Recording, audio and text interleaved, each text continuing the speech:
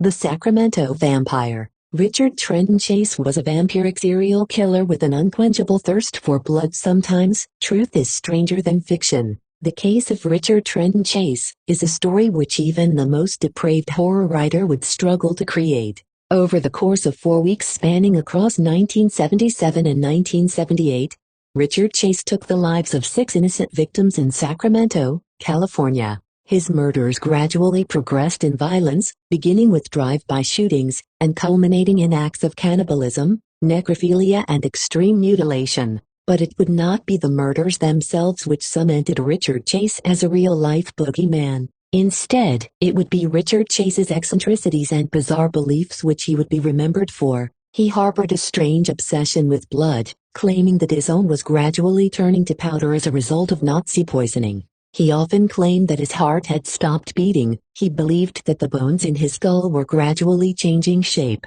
He accused his own mother of repeatedly attempting to poison him. He once injected rabbit's blood directly into his veins. Richard Chase wasn't of stable mind. He suffered from psychosis, schizophrenia, and extreme paranoia. And over time, this manifested as brutal acts against anyone unlucky enough to find themselves in the wrong place at the wrong time. Born on May 23, 1950 in Santa Clara, California, Richard Chase was thrust headfirst into a life of misery. From a young age, Richard was physically abused by his father. His parents would violently argue, with Richard being the unlucky recipient of his father's rage once his mother fled the house. By his teenage years, he had developed a dependency on drugs and alcohol. From this point, his serial killer tendencies quickly developed. Richard began torturing and mutilating small animals, including cats he found around his neighborhood. By age 12, Richard displayed the 3 traits which are considered the blueprint for fledgling serial killers: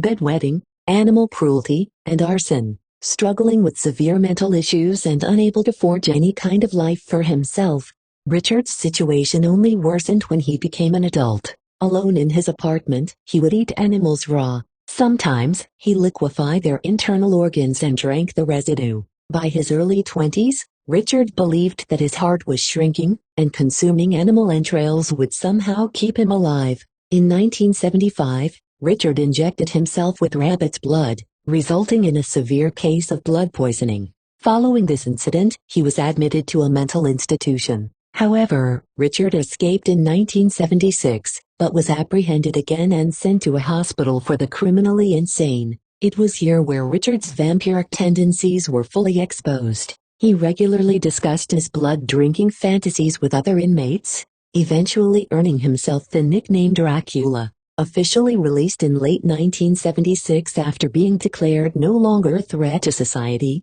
Richard immediately returned to his previous life. He caught neighborhood pets, drank their blood, and one time even called a neighbor to inform him of the horrific things he'd done to his dog. Richard Chase's delusions grew further, which now combined with murderous impulses to create a highly volatile, dangerous monster. However, his blood fantasies would soon escalate to something else entirely. It would be on December 29, 1977 that Richard Chase committed his first murder. Ambrose Griffin, a 51-year-old gentleman, dropped dead outside his Sacramento home. Richard Chase had driven by and fired a .22 caliber pistol randomly in Ambrose's direction. There was no rhyme or reason to Ambrose's murder. He wasn't targeted for any reason. Ambrose Griffin simply found himself in the wrong place at the wrong time. Casings were discovered near the Griffin home. However, nothing pointed to a suspect. Richard continued to wander the streets of Sacramento by night.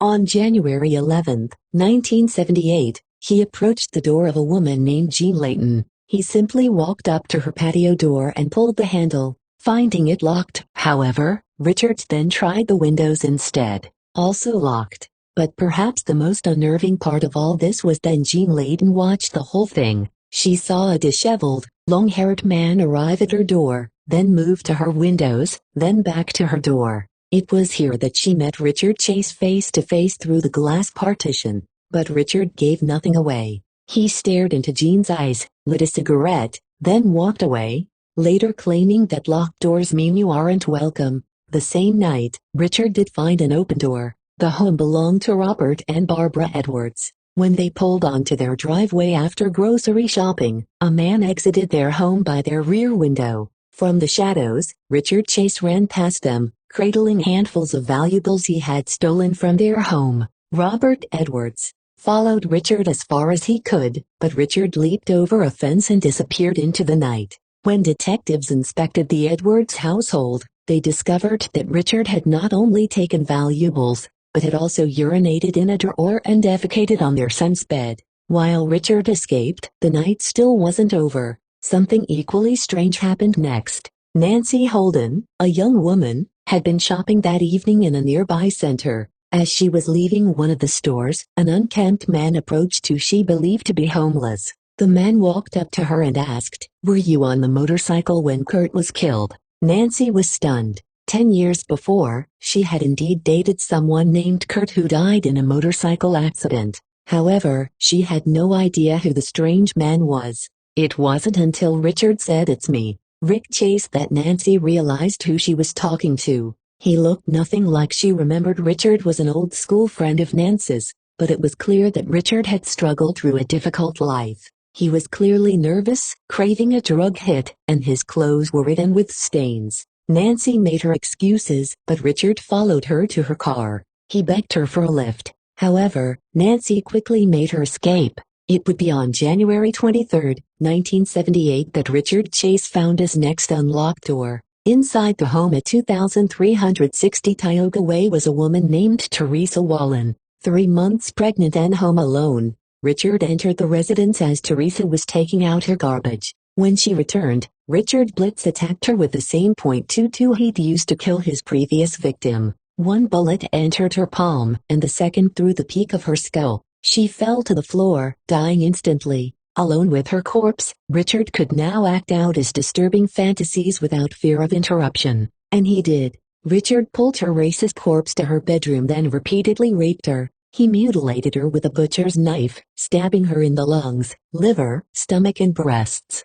He removed her left nipple, tore her pancreas, took out her kidneys and left her intestines hanging outside of her body. He then collected her blood in a yogurt pot. He drank it, then smeared some over his face. But before he left her dissected body for her husband to find, Richard stuffed her race's mouth with dog feces he found outside. On January 27, 1978, Richard Chase reached peak rampage. It would be the night Richard Chase elevated himself from serial killer to mass murderer. He broke into the home of Evelyn Meredith, a 38-year-old woman. Evelyn was babysitting her 22-month-old nephew, David Ferreira. Also in the home was Evelyn's 6-year-old son, Jason, and a neighbor named Dan Meredith. 4 people were home. None would come out alive. Richard walked into the hallway and shot Dan execution style in the head with his .22 caliber. Hearing the blast, 6-year-old Jason fled upstairs, where Richard followed him, eventually shooting him twice in the same manner.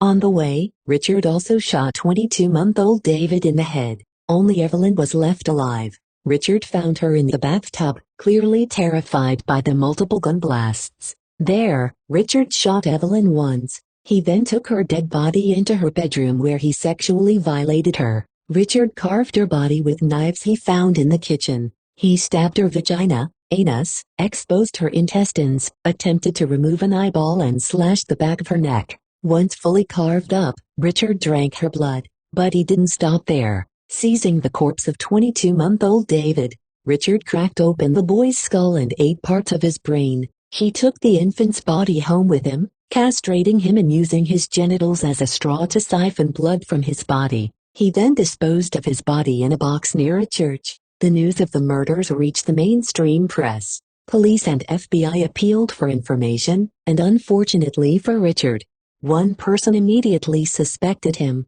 Nancy Holden, Richard's school friend who he approached a few weeks earlier. In police reports, it was mentioned that a strange man was seen near Teresa Wallen's home wearing an orange parka, and it was the same clothing Richard wore the day he spoke to Nancy. Authorities checked out Richard Chase and found he matched the profile almost perfectly. The FBI visited Richard at his home with the intention of bringing him into custody. However, Richard wouldn't go quietly. He refused to open the door to them, so FBI officers pretended to leave the scene. In reality, they hid out of sight and waited for Richard to come out. When he did, he was carrying a small box. The officers immediately apprehended him. Inside the box were piles of blood-stained cloth. They also discovered Dan Meredith's wallet in Richard's pocket. While this was evidence enough to send him to trial, what they found in Richard Chase's apartment cemented his guilt. His walls and floors were caked with dried blood stains, as were his utensils and kitchen equipment. Animal remains and internal organs were found in his fridge, alongside several human organs belonging to Teresa Wallen, Evelyn Meredith, and the young boy David. Richard Chase's game was over. After a short trial, Richard was found guilty of 6 counts of first-degree murder. He was sentenced to die in the gas chamber. Unfortunately, Richard Chase never quite made it that far. On December 26, 1980, he was discovered dead in his prison cell after overdosing on antidepressants.